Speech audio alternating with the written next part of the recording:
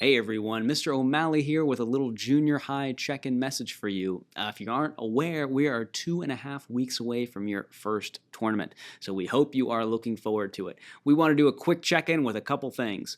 First thing we want to talk about is some of your first competitions. Sure, the tournament will be an athletic competition, but before that, we have a few creative options.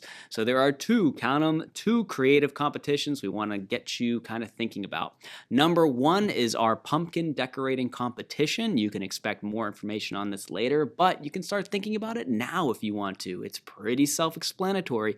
By October 31st, our town hall, each homeroom must submit one pumpkin that is decorated. And it should be about your homeroom theme character. That'll be your superhero character. So you can carve a real pumpkin, you can decorate a fake pumpkin and carve that. You can do whatever you'd like to do. You can etch, you can paint, all that stuff. You can get really creative. So the decorating competition for pumpkins will be one way to demonstrate your creativity. That is due October 31st.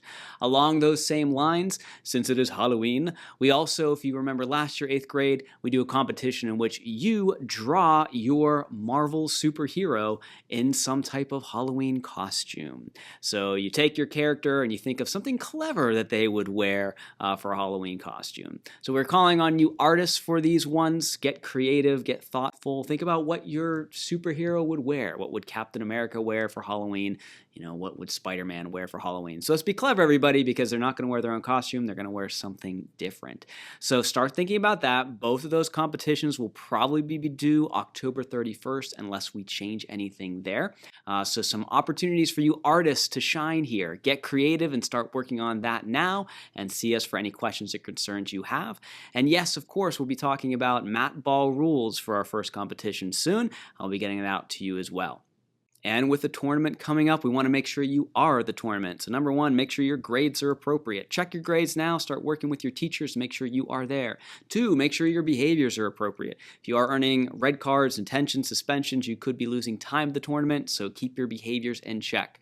We do want to talk about a negative behavior we are seeing right now and establish some of our concerns so we can make sure we stop that behavior. Sometimes after breakfast, particularly, you might be kind of given extra food that you don't really want.